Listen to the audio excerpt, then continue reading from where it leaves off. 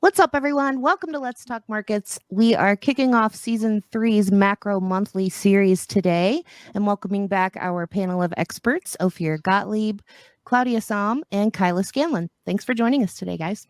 Thank you. Thanks. So you guys were fired up and I could not wait to hit the record button. So I think we're going to just jump right into it. Before we get there, real quick, child tax credit. Claudia, you seem very excited about this. This seems like a big deal. I thought the original policy was a pretty big deal, dramatic reduction in childhood poverty. Can you talk about what they passed and what it means? So the child tax credit, this is a step in the right direction, though it does not get all of the way back to the American Rescue Plan, the child tax credit that was in place in 2021. This is much smaller, and it's targeted to the children who, because their families don't make enough income, don't get the full child tax credit.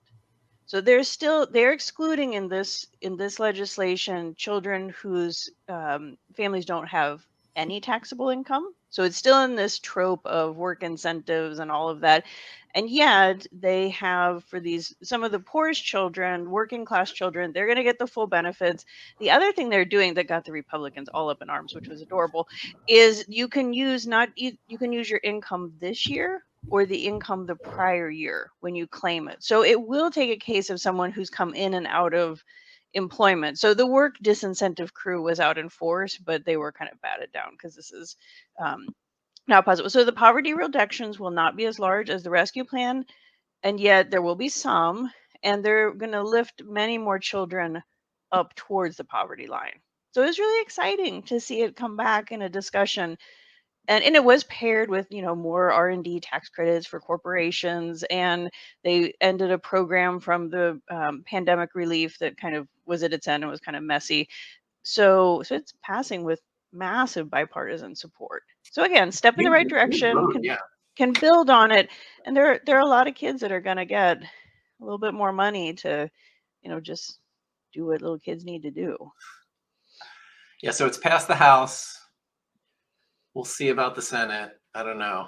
Some Republican senators are talking about amending it, which would put us back to conference, and we'll see. But hopefully this is the kind of thing. It seems like a really reasonable policy on both sides, the business tax credits, the child tax credit, and the bipartisan majority. Man, you just don't see much of that these days. Yeah, I mean, DC in an is election year. In an election year. Well, they need to get something done so they can go home and be like, we did something. Yeah, but DC has not really excelled at the reasonable in recent years. So I do think that it has every chance of making it through the Senate and getting signed and acted. And, so yeah, like but it is nice to see that they can do something together. That's really important. That's why I wanted to start with it. It's like it's a glimpse of positivity and people working together. We don't get much of that these days, especially on social media. There's a lot of with hopes for more positivity, because hypothetically they could pass a few other things that we're waiting for. Maybe, yeah. Imagine that, right? Well, we peaked a little early. It's all downhill from here. So yeah, thanks, Pink. Yeah. Everybody's strapped in. Yeah. All right. So as I'm sure everyone knows, we're recording this on Thursday. So yesterday, Wednesday, we had the Fed rate decision unchanged. Big changes to the statement. Where do we start? I don't know. Kyla, is the vibe session over? Is that it? I don't know. Possibly. I mean, it's sort of separate than what we saw with the Federal Reserve, right? Like consumer sentiment is going back up, and that's largely because inflation has ticked downward. And Jerome Powell did talk about that yesterday, like supply chain recovery. There's still more room potentially for supply chain recovery. The labor market is relatively strongish. We're seeing layoffs happen. So the vibe session is really this disconnect between consumer sentiment and economic data. And it seems like the two are moving more in line together. But who knows? Like, we were talking earlier about it being an election year, and that can place huge pressure on how people feel relative to the economy. So we'll just have to see. Yeah. So Ophir, you were talking about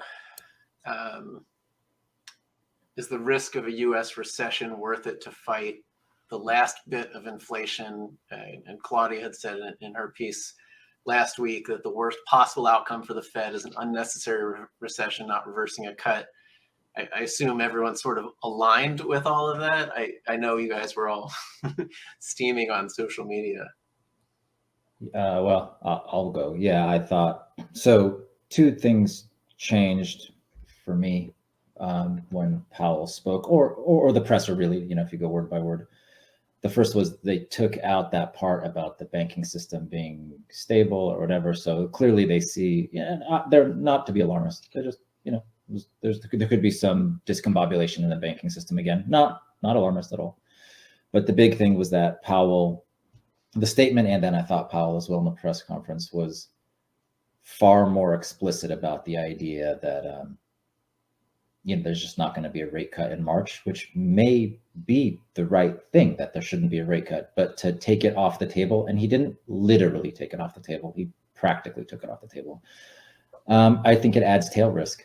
So I just had two comments on it. One is, I'm just going to read a sentence because I just think it's time, from the Board of Governors of the Federal Reserve. So this is federalreserve.gov. I'm not making this, not from a blog or a Twitter post. Just one sentence, okay? The Federal Open Market Committee judges that inflation of 2% over the longer run, as measured by the annual change in the price for personal consumption expenditures, PCE, personal consumption expenditures, is most consistent with the Federal Reserve's mandate for maximizing employment and price stability. The inflation index the Fed, by law, is looking at is called PCE. And I know there's a lot. There's CPI, there's core CPI, there's PPI, there's core PPI, there's PCE. That's it. That's the number. They can look at core PCE, which is PCE excluding food and energy, in order to get a view of the trend, which is a worthy task. You don't just be blind. Oil prices come down and therefore inflation's over. No, it's fine. I got it. It's a worthy index. I got it. So PCE in January, this is February 1st when we're recording this, it hasn't been released yet. It takes about a month, but the consensus is 2.19%. And the consensus for February, just to be clear, is 2.16%. So it's not one of these discombobulated, like down and up. Like the consensus is 2.2% for the next 2 months, and then it's going to 2% or lower. Over the last 6 months, it's below 2%. The consensus for core PCE, if we prefer to use that, is 2.6% for January and 2.5% for February. Okay, so just, I'm not omitting data. I'm not taking weird time frames. I'm not bending the data to make an argument. My first complaint was that if we really take this practical / almost literal idea that a rate cut is off the table in March, then what Powell is saying is, if inflation comes in lower than we expect, or if the job market weakens more than we expect, and it's a possibility, it sounds to me like the Fed will not cut rates, will not abide by what's written on federalreserve.gov, because we would be 0.2% above target, 0.2, or if you prefer with core, 0.5% above target. That's one risk. And the other risk is a possible recession. Not likely. I'm not predicting a recession. I think the odds of a recession go up if the Fed is unable or unwilling to be flexible with the idea that a rate cut could be the right thing to do in March. Not that it will be, but it could be. And the other thing is, I found a great discombobulated, like a real misunderstanding about I think the Fed is really patting themselves on the back. We talked about this last time with Claudia, but this was not demand-driven inflation. If it was, we would be in a massive, massive recession. And why is that? If it was demand-driven inflation and inflation is down a lot, that means demand would also have to be down a lot. This is tautology. This is not like magical, like, oh, if you take the 17 variables and you run a lag. No. If inflation is because of demand and inflation is down, then that means demand went down, but it has not. It hasn't. No. If you look at the U.S., every U.S. economic number has. So what is Fed Powell, or not forget Powell? What is the Federal Reserve? They're afraid of the boogeyman, that there's going to be another supply chain shock as abrupt as COVID. Is that really what we're afraid of? And again, I'm not making the argument for a rate cut in March. Just don't take it off the table, practically / literally, because there is a thing. A recession is equal parts reality as it is psychology. It just is. Mhm. If the Fed messages hopelessness, the economy will oblige. The Fed is messaging hopelessness. This would be a catastrophic error if at this point in the cycle we got a recession. They did it. Like, if you want to give them credit, fine. If you don't, how about with this? We did it. Just by the luck of the draw, by COVID. You know how I feel. COVID was the irritant. The further we get from the irritant, the less irritated we will be. Don't take it off the table. He's now increased the risk of a recession, not huge. He's increased the rate of a recession. Also, it kind of makes me feel like the Fed doesn't really know what they're doing, and that I asked Claudia this, and she was right on the money. I said, "Do you think has the Fed said they will cut rates before inflation gets to 2%?" She said, "Well, according to what they've said, yes." Well, now it looks like they're going to have to be below 2% to cut. Mhm. And I'm telling you, I'm talking to CEOs of tech companies, of public companies, not like John down the street, multi-billion-dollar companies. I'm telling you right now, I don't mean to, and I'm not trying to be alarmist.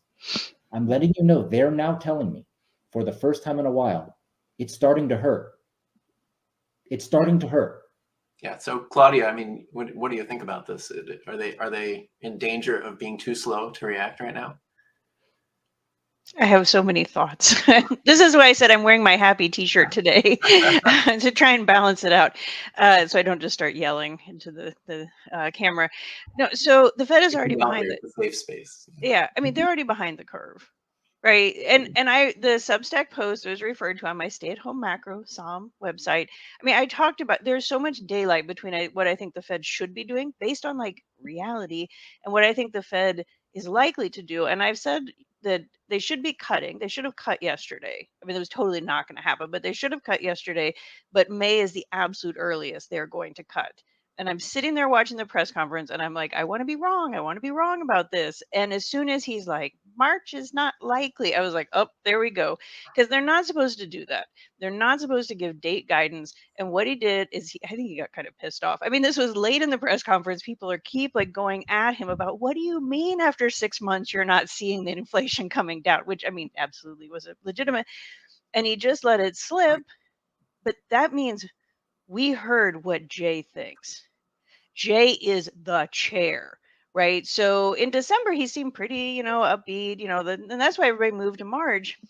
But yesterday, it was just like, no. And it was very Fed-like. And honestly, the Fed is afraid of being Arthur Burns. This has nothing to do with this cycle. The Fed is so afraid that they are going to cut and then something will come back. And it's like, yeah, so like the world does, like you go and you wonder, this is not the end of the world. And yet this was a pattern with Arthur Burns.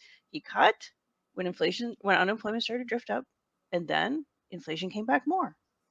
Like this was demand driven inflation, had been going on for a decade. And then cherry on top, which is like they think is a parallel to now, which just makes me want to pull my hair out. In 1972, one of the times that Arthur Burns cut when he probably shouldn't have was Nixon. It was his reelection, and Nixon via Greenspan. I love it. Nixon leaned on Burns, and that was the reason he cut. And this is like widely known. Like this isn't just like conspiracy theory. And it's like, oh, great, we have an election year now too. So I mean, they're just scared. And like parts of the press, it was the okay. Deep breath. So I worked on the staff forecast for over a decade at the Fed. And one of the rules was you had to have an internally consistent story. Like you had a model and all the pieces came, and there's a lot going on in the economy and in the world. And there were definitely times we got the story wrong. And sometimes it was really stretching it to say it was internally consistent. Watching that press conference yesterday, about half of it I agreed with. I mean, he really pushed back on, but growth is high, so the Fed has to keep rates high. And he's like, no, we've seen growth be high and inflation come down. I was like, yes. And then the other half, the part that like really mattered, I was just like, no, 6 months is plenty to just do the first cut. Like you got some daylight I had someone on Twitter arguing with me that the neutral rate, where the Fed should kind of end up, was 5%. And I'm like, no, it is not 5%, right? I'm not looking for 200 basis points in one day. It's just like, let's start, cutting along, because they do need to get to whatever is neutral by the end. So, I mean, I walked away from the press conference, A, horrified that he said March specifically. And second, that was like word salad. Like, that was not an internally consistent forecast. And that makes me really, or even internally consistent, like looking at where we are now. And that's scary, right? Because they cannot drive. Well, and the last thing I'll say on this is Martin Bailey, so on the Monetary Policy Committee for the Bank of England, was out today, and one of the things he said is, we're not doing forecast anymore. And now Martin, to his credit, like, said the quiet part out loud, just like Jay did with the March.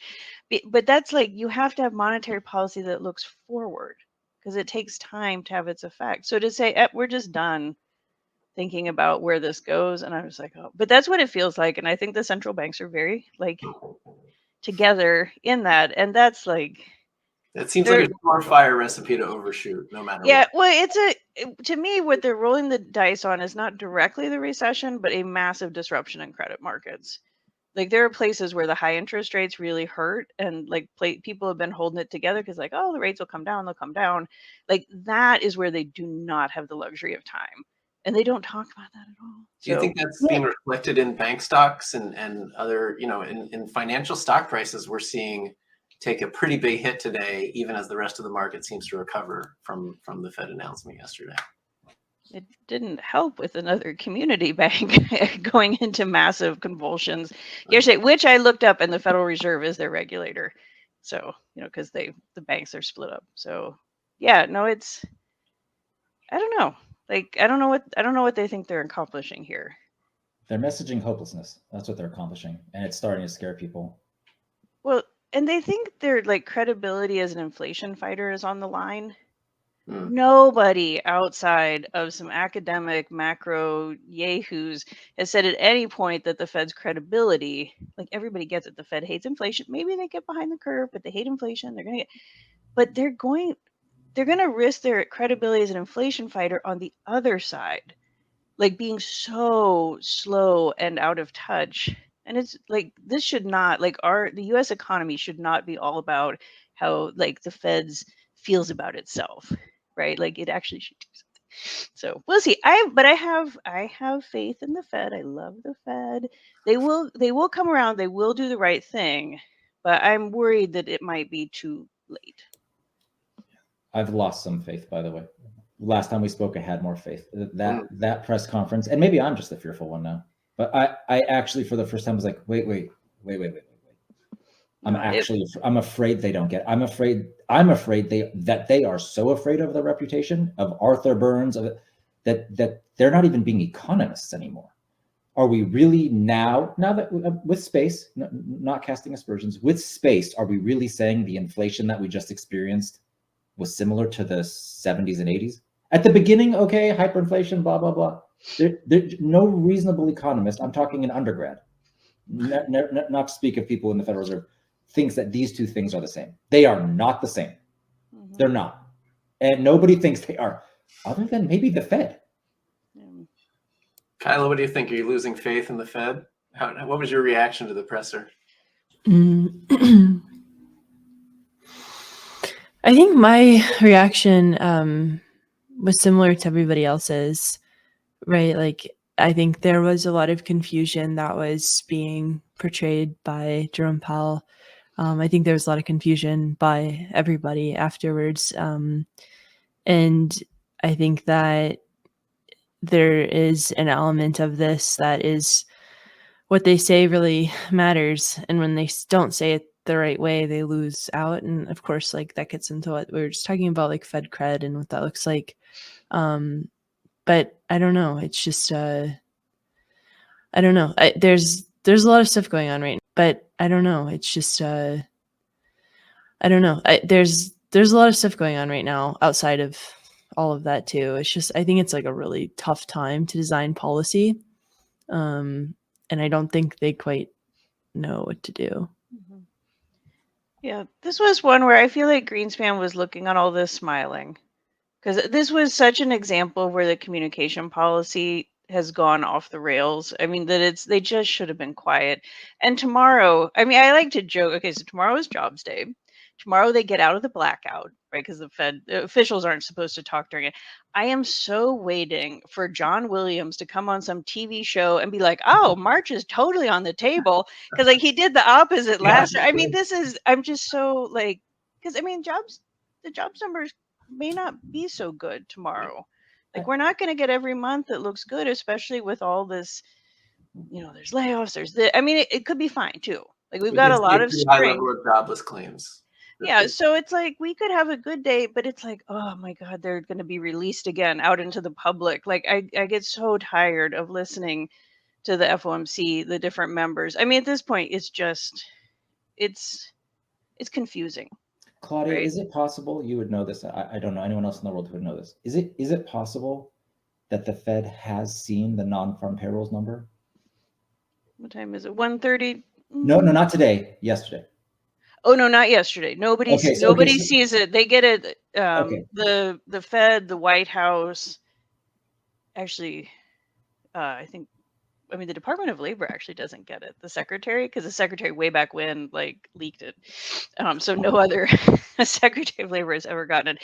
So the two of them, they get it the night before, or like Okay, the afternoon before. So the reason I ask is because I allowed one small possibility, which maybe it's not the case. You've just answered it, but I'm just telling that like it was like a 500,000 number, and the Fed is just like, we're not cutting in March. Yeah, no. So, but There's that nothing that reasonable to explain what he did. I was so confused that I started reaching for stuff like that. I actually kind of went down that rabbit hole where I was like, oh, So maybe did they've you seen just the number. lose more faith, Ophir? I think I just saw you lose even more faith. I had that at like 0.1%, and I was hoping maybe Claudia would say, it's actually possible. I'm like, okay, all right, then let's see the number tomorrow. And if the number's gangbusters, then okay. But if not, then yes, I guess I just lost 0.1%. And it was already low.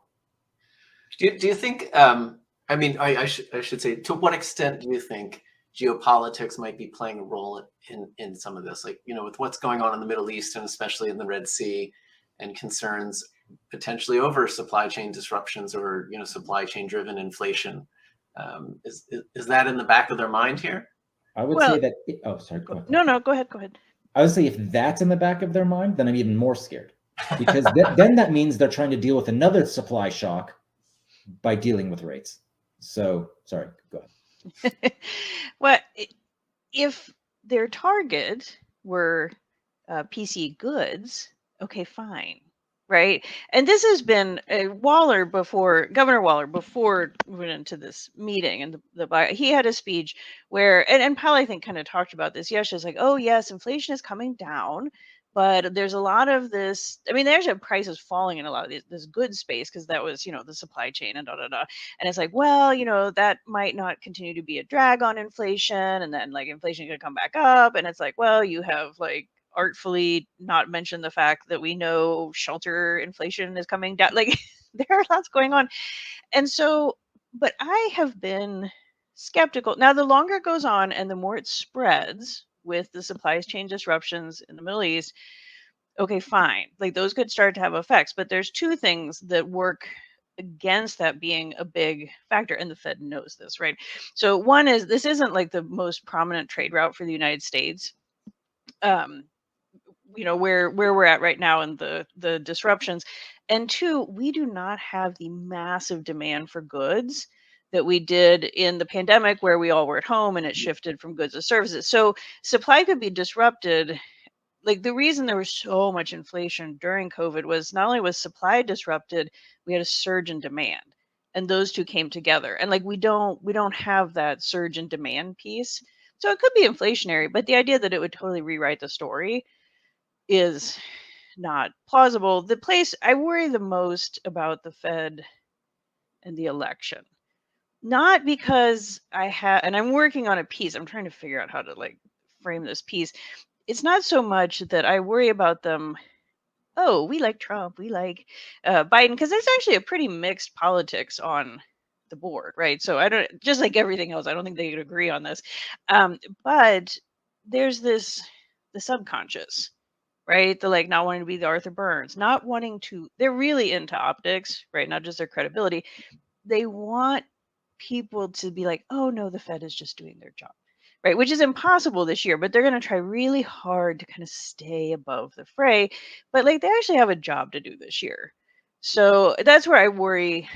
But the Fed is always on the side of politics. And I mean, the Fed can be punished on the other side of this. I mean, Congress writes the rules for the Fed. So it's not stupid for them to, not get too, in the middle of it. And yet I worry that it's going to, they're already dragging their feet anyways. So to have anything else that might allow them to drag their feet is bad. And they might use what's happening in geopolitics. I mean, they are really grasping for straws at this point to justify dragging their feet. So, whatever they can find. But I don't think in reality it's going to hit us on inflation in a notable way. Yeah, I mean, the year ahead inflation expectations have fallen pretty low, the lowest since March 2020. We're seeing an increase in jobless claims. We're seeing a lot of credit card debt. Does that leave you guys concerned in terms of economic growth and this what I've read and keep calling the American economic exceptionalism? We seem to be pretty unique in the world right now, and it's pretty impressive. But how much of that is actually sustainable, and how much of it is people getting out over their skis over the last 6 months? Debt service isn't a problem. Real wages are roaring. Productivity is roaring. Yes, we have a lot of credit card debt, but don't look at the raw value. That's just not how you look at things. Economic data. There's a reason we do things per capita or relative to GDP, and credit card debt is not a problem. Servicing that credit card debt is not a problem. Jobs are the opposite of a problem. Real wages are the opposite of a problem, unless real wages you feel real wages are bad, and we don't have a wage price spiral. We can stop that too. So my opinion is I'm not concerned about that at all. Well, I'm mostly not concerned about that. Well, and we see a virtuous cycle right now of the consumer and the worker, right? So if you've got the labor market going, and it's not, it's not as strong as it was a year ago, certainly. But the American consumer, bless their hearts, I mean, we are going at it. I mean, that's part of our exceptionalism, but they can only spend if they have money. And so, but that's this virtuous cycle. But if that one breaks, well, then we're done, right? Because the consumers are too big part of the economy. And that's where everything gets really problematic. So we've had these buffers, and we had extra fiscal relative to other countries. We had the American consumer. And so the thing is we got enough oomph out of the gate that you got this virtual cycle going. It created a lot of buffers, but there is no buffer that can withstand everything, right? And so this is where the argument, and I talked about it in that Substack post, the one that I find most offensive is the Fed saying, well, the economy is strong, the labor market is strong, consumers are spending, and so we have the luxury of time to get confident about inflation. And it's like, no, why are you doing this? Like, that's a real risk you're taking when you don't need to. You ought to be confident. And that attitude that like strength lets you be a wuss is like not it doesn't make sense. And it comes out of their mouth. And like I really think they believe that. And it's like, wow, really? It's very Fed-like. Like, as I said, nothing the Fed is doing right now surprises me. Nothing, right? Because it's just they're being the Fed. But they need to shake it off. And that's where I think they will eventually shake it off, but maybe not. This is just so I get it. I get it why they're doing it, but the logic at times is just it's really outrageous. Is this rated R or rated PG-13? Say whatever you want. Let it out. No, I don't want you They'll like bleep you out. Actually, that's fine. So there's something that kids say, and when I say kids, I mean 30-year-olds. So I don't really mean kids. There's this thing, right, where kind of getting in a little bit of tussle, and like, what if I do this? And so, like, what Claudia's saying, like, you can't just say because the economy is strong that therefore we have a buffer. So this is why I was asking. It's like, fuck around and find out. That's what I'd say. Fuck around and find out. Because when you go in a recession, this kind of thing too. You want a recession, you're going to get it, right? I'm so saying, like, just fuck around and find out. Don't do that. Don't do that. Don't be. I'm not saying be alarmist, but don't do the leaning on the economy being strong, so we're okay. Because then when the economy's not, you don't just get to say, okay, well then I changed my mind. I don't want a recession. I mean, Kyla, what do you think it's that precarious? Do you think it's, I don't know, it feels like Ophir thinks it's on the knife's edge. Where do you come down on this? Yeah, I mean, I think it's hard not to feel that way. I truly don't know. Like, all of my research lately has not been on the macroeconomy, so I feel not super useful. It's been really on like this loneliness crisis and how social media is impacting people. So that's like where I'm at with this. Yeah, I mean, I think what the Fed is doing, I mean, Claudia knows, they both know way more than I do on that particular topic, but they're just trying to buy time. And I do worry, going into an election year where you have two candidates that people really don't want. I don't know what that means. And like, the consumer is getting tired, but they're still doing mostly okay. These layoffs are concerning, I think. And they're happening at the middle management level. So like, one question I've been sort of wondering about is like, where do middle managers go when there's no more middle management jobs? Like, why don't we have sort of a robust labor training program to find another spot for these people? What's AI going to do? Like, what are these Vision Pro goggles going to do for the way that we interact with each other? And so that's like the macro of the macro, right? But I do think the Federal Reserve is trying, as everyone's been saying, trying to buy time.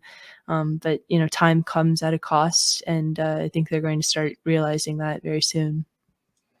I think you don't give yourself enough credit, Kyla. I think that you're very knowledgeable and kind of a unique sector at that.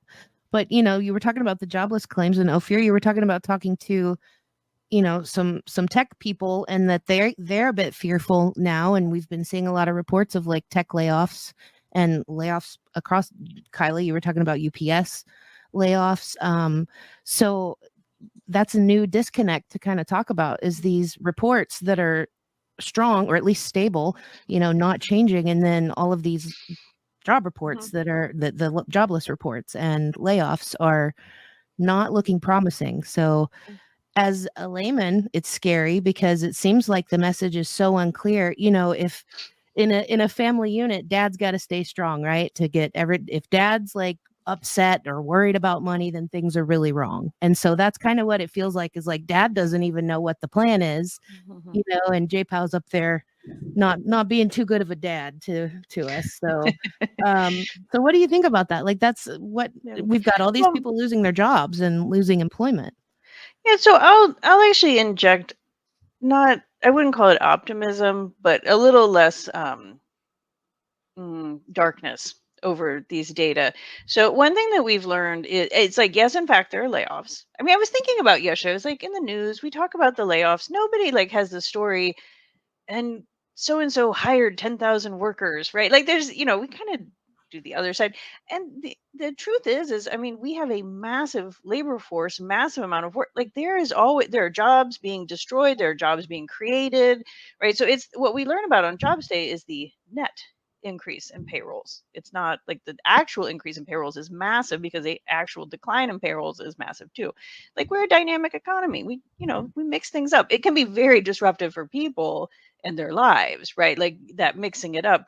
The one thing that's come out about these layoff numbers, and I was just reading this today, is it appears that much of this is happening now because of restructuring as opposed to economic conditions, right? The economic conditions piece, that's like, oh, this is like recessionary. Like, you get the thing going.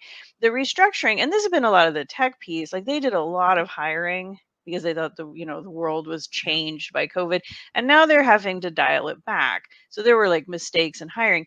Now, that's been a theme not just in the labor market, but we had such a massive disruption from COVID on so many levels that we had to work it back out. Like, the nice word I mean, I've used this the rebalancing. The job market is more balanced. But I mean, rebalancing is actually kind of a shit show. I mean, like, because you got to, like, people lose jobs and you don't know what's going to happen. And so this is why I've talked about the SOM rule, the recession indicator could break, because it may be, as we sort all this out, we actually go through a period where the unemployment rate does rise. Because we haven't found, to your point about, like, where do these middle managers go? It actually is a lot harder to find a new job when you're mid-career than in the beginning. So it may take time, and thus, but if it's the restructuring and not the, like, we're going over the cliff, well, then, unemployment rate might rise, but then it's not a recession and we get things sorted out and we get back to a place of balance. I mean, this whole thing has been very messy. So I wouldn't expect that otherwise. I do worry, like, a lot of these layoff announcements, I feel like it gets into the we promote the bad news. I agree. I just want to be clear with my stance. I'm still optimistic, and I think the job market is very, very strong in a snapshot. My concern is that, well, fuck around and find out, basically.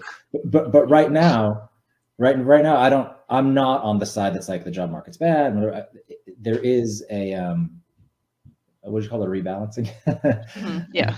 Okay, no problem. But, like, come on, more people are making more money than ever. Colloquially, okay. Actually, it might be literal with dollars, but in real Most terms, people. Yeah. Right. So, and there's never a 0% unemployment rate. It's very, very. It's the job market is. Let's just say we're in a good place. Okay, certainly where we thought we would be. So I just want to be clear on what I think. I'm worried that there's a little bit of softening. Good, needed it. It's okay, and it doesn't sound like the Fed would. It sounds like to me that a 0.2% rate of inflation above target is certainly worth going into recession. Like, oh my God, 2.2% is way too high. I'm both being sort of tongue in cheek, and I might be being literal. Oh, but I wanted to go back to something, Kyla, you said, because I think you have more insights to add to this. As you talked about, you're looking a lot at, like, how people are feeling and the social media and as Ophir said before, recession, a good part of it is the confidence, like how you feel. And I continue, despite all wisdom, to try in social media spaces, particularly on Twitter, to share. I mean, I've written pieces on the deficit's okay. Wow, that one. I got an amazing amount of hate tweets about that, so the deficit's okay. And then saying, hey, the rescue plan was the best policy in a very long time. And then I get some hate. I have had so many progressive lefties send me tweets saying homelessness is high. And I'm just like, yes, we always have homeless, but we can do better. So this, like, negativity, and I can't figure out, and I try. Well, at this point, I just, like, hide replies and block people because, like, life is too short to deal with them. But then I'm also like, something is, like, wrong. Like, people, I mean, I can tell, and with some people, I can tell they're totally earnest and they're not bots. There are bots too. But I was just like, where is this coming from? It makes me sad And to I see think just people. to add to that, I know, Kyla, you said in one of your newsletters that the word for 2024 is trust.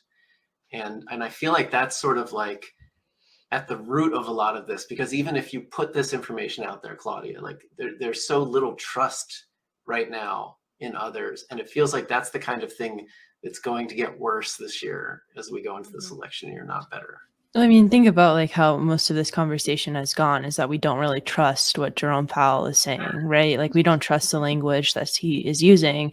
And the whole thesis behind trust eroding is that the language that we're using to describe the economy doesn't necessarily reflect people's lived experience of the economy. Like, there's 3 different definitions of paycheck to paycheck. A lot of these paycheck to paycheck studies are issued by financial services firms that are, like, trying to sell a product.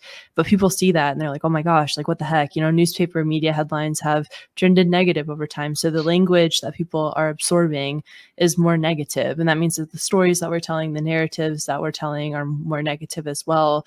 And then the trust eventually erodes because people feel like they can't, even align with the stories that are being conveyed on a national scale. And so I think that's like the big concern, is that we just don't trust each other. And there's a lot of other examples of that too, and ties into the loneliness crisis and isolationism and all of that stuff. Yeah. So Kyla, Well, over and- the last 6 months, oh, sorry, go ahead. Oh no, I was just gonna say, and people, they want someone to trust, and so Yeah. it's clear they'll go find. I mean, the number of zero hedge replies and charts I have had in my timeline recently, because there are people. That's who. I mean, oh my gosh, I feel for them. But I mean, that's who they go to, and it resonates with them, and it kind of makes sense what they're. And I'm just like, no, that's not right. But I get it. But they trust him. There is nothing that I could say that would change them to being like, oh yeah, we trust her. Right? There's just, and so it's like I said, it's not, well, actually he is disinformation or misinformation or whatever it is, but I can also see like the Fox talking points show up. Sure. And I can see talking point, because I read lots of listen to different podcasts. I was like, oh, that's the lefty podcast talking point. So like I can see them showing up, and it's like, because I think you're right. People, there's a lot of broken trust, but you're gonna go find somebody that you do trust, and it's not necessarily gonna be good.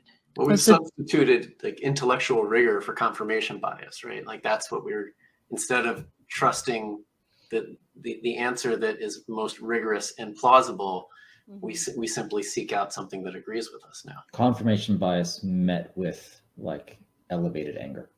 Yeah. It's like, it's not just that the desire to be confirmed. Kyla, in your research, from what you're noticing, how would you, based on everything you've seen, what would you say the last, I don't know if you can do this, but say the last 6 months have looked like relative to the 6 months before that? Are we more or less trustworthy? Is the I forgot the great term you used, but essentially the loneliness, measure, is it getting better or is it getting worse? Because as you said, sentiment's getting better, but that's one measure. What are you saying? Yeah, so those surveys are released like once a year, so I don't know exactly where we're aligned on that. But the FT at a piece talking about how the trust in the United States is way lower than it should be relative to where we are economically. And then Gallup had a poll talking about how we are not as lonely as we were during 2020, but we're still incredibly lonely. And I think you can even look at like companies like DoorDash and sort of get a sense, if DoorDash is performing well, that means people are likely alone. If Netflix is performing well, that means people are likely alone. And so I think it's just like more of that data and then extrapolating a little bit. But I would say like, I post on social media almost every day, like Instagram, TikTok, get pretty much hundreds of comments every day. And I would say the sentiment of the comments has really shifted to people being like, I don't know what to do. And like, I think the trend on TikTok is to post videos talking about like how they don't quite know what to do. And of course that's all anecdotal. So that doesn't mean it's necessarily data, but I think it's something to keep in mind. Yeah. So like almost an increase in hopelessness, or just? I would say so. Yeah. There was a study on that, at least with Gen Z. Like it's unprecedented hopelessness.